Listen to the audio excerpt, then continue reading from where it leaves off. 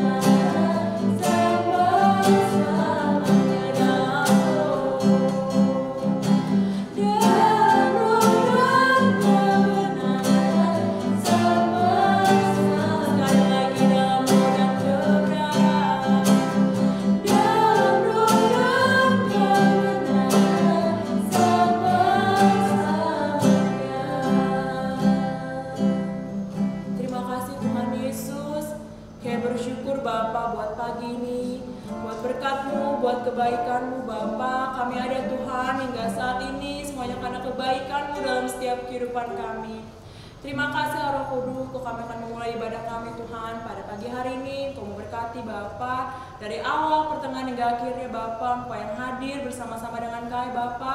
Kami ingin memuji dan memuliakan nama Engkau. Terima kasih Tuhan, Kau yang memulaikan ibadah kami pada pagi hari ini. Di dalam nama Tuhan Yesus kami sudah berdoa dan mengucap syukur. Haleluya. Amin. Halo adik-adik semua. Hai. Hai adik-adik semua. Halo. Hai hai halo. Halo halo hai. Halo hai hai. Hai halo halo. Hai hai halo. Halo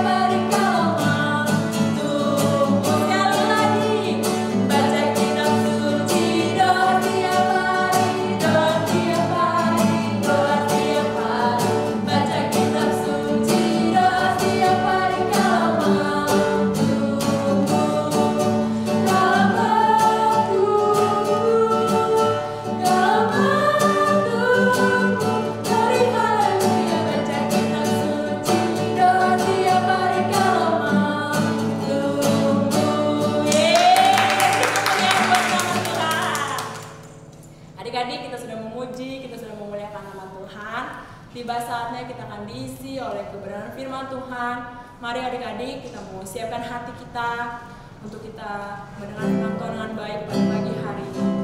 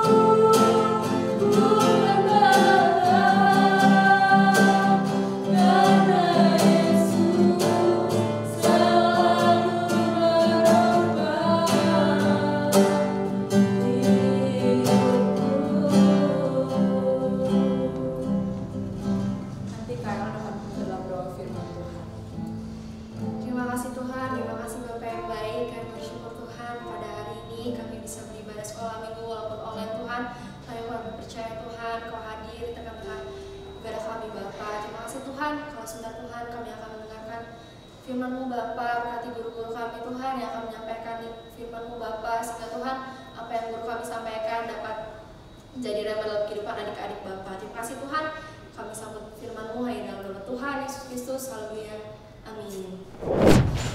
Shalom adik-adik yang di rumah, selamat pagi, masih terus semangat untuk mendengarkan firman Tuhan pada hari ini.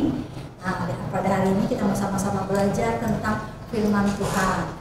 Kalian siapkan Alkitab kalian di rumah kalian masing-masing.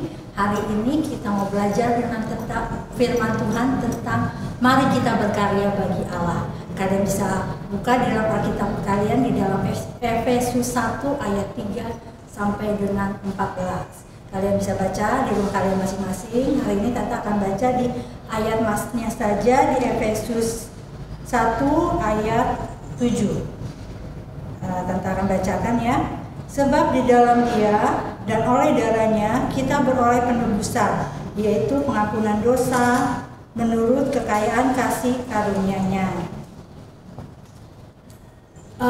Suratan Efesus ini merupakan surat yang dibuat oleh Rasul Paulus kepada jemaat di Efesus.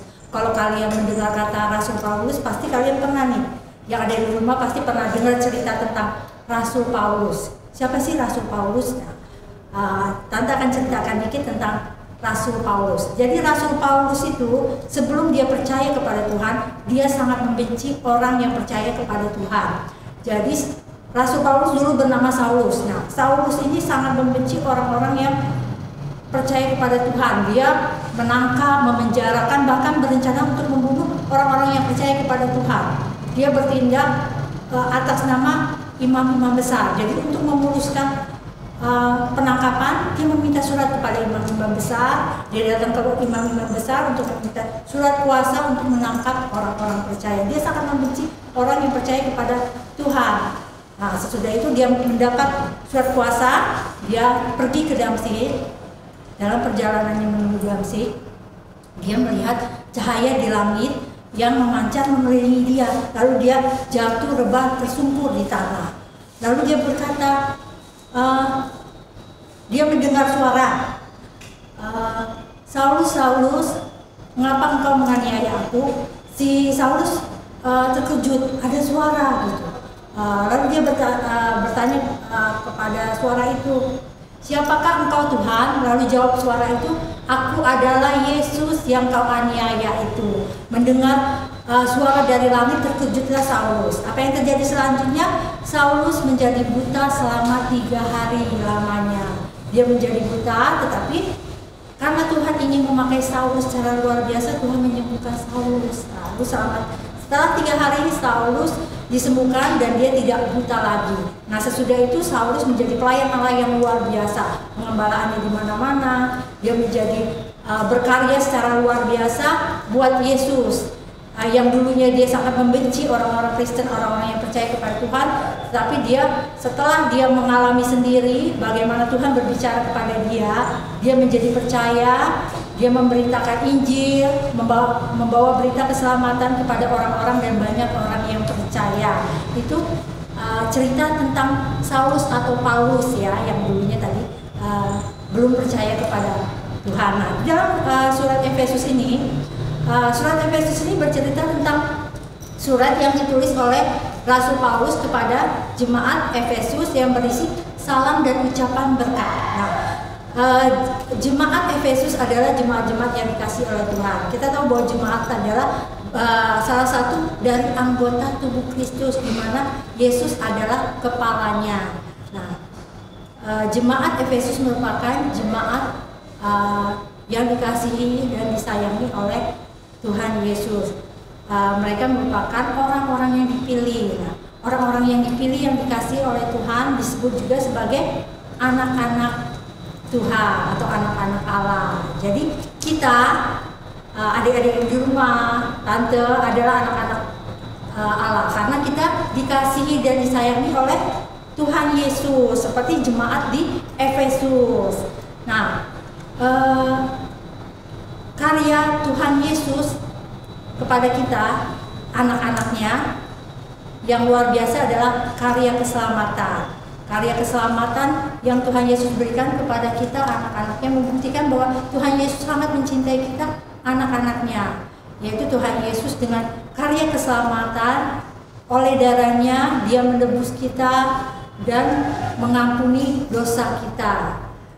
Karya keselamatan ini adalah karya yang luar biasa yang Tuhan berikan kepada kita. Walaupun karya ini diberikan Tuhan Yesus secara cuma-cuma, kita tetap harus menghargai, karena dengan karya keselamatan ini kita diselamatkan oleh Tuhan Yesus. Karena oleh kasih karunia-Nya, oleh karena kemurahan-Nya, kita bisa diselamatkan. Kita bisa beroleh keselamatan dari Tuhan Yesus. Nah, sebagai anak-anak Allah atau anak-anak yang dikasihi oleh Tuhan, apa yang kita lakukan untuk berkarya bagi Allah? Yang kita lakukan adalah dengan kita mendengarkan kehendak-Nya melalui firman-firman yang disampaikan. Firman-firman yang disampaikan oleh kakak sekolah minggu kalian, oleh om dan tante sekolah minggu kalian, yang kalian dengarkan seperti sekarang ini, ibadah online atau komsel setiap hari Kamis, atau ibadah gabungan pada setiap hari Rabu akhir bulan. Firman yang kalian dengarkan, yang disampaikan, lalu kalian lakukan secara sungguh-sungguh. Itu adalah karya yang bisa kalian lakukan untuk membalas kebaikan Tuhan yang telah berkarya lebih dulu di dalam kehidupan kalian. Jadi setelah kalian dalam ibadah-ibadah, kalian harus rajin. Jadi setiap ibadah yang kalian dengarkan seperti ibadah online pada pagi hari ini, kalian jangan pernah malas, jangan pernah merasa bosan, cuma ibadah online kapanpun bisa saya lakukan. Kalian harus ingat bahwa dengan ibadah online atau ibadah yang lain yang kalian dengarkan, kalian mengerti kehendak dari Tuhan. Kehendak dari Tuhan itu harus kalian lakukan dengan sungguh-sungguh di dalam kehidupan kalian. Itu membuktikan bahwa kalian mau berkarya bagi Allah. Kalian belajar dari Rasul Paulus bagaimana dia berkarya yang tadinya sangat membenci, bahkan membunuh orang-orang yang percaya kepada Tuhan. Dia menjadi berubah. Dia menjadi pelayan atau pengembala penginjil yang luar biasa. Banyak orang diselamatkan. Tuhan Yesus juga bukti memberikan karya mahakarya yang luar biasa, itu karya keselamatan, ya, berupa kematiannya. Nah, kalian sebagai anak-anak Allah, anak-anak yang dikasihi oleh Tuhan, belajar untuk mendengarkan kehendak-Nya melalui firman-firman yang disampaikan dan melakukannya dengan sungguh-sungguh di dalam kehidupan kalian. Firman pada hari ini sampai sekian, kita mau sama-sama belajar ya untuk berkarya bagi Allah. Sebelum kita tutup, kita mau berdoa. Kalian lipat tangan kalian dan kita akan mulai berdoa. Ikuti tante berdoa ya di rumah kalian masing-masing. Terima kasih Tuhan Yesus buat pagi hari ini, buat firman-Mu yang disampaikan. Ajar kami Tuhan Yesus menjadi anak yang dengar-dengaran. Ajar kami Yesus untuk menjadi anak yang mau berkarya bagi Engkau. Ajar kami Tuhan Yesus untuk tidak bosan-bosan mendengarkan firman-Mu dan menjadi pelaku dari firman-Mu, dan kami laksanakan di dalam kehidupan kami.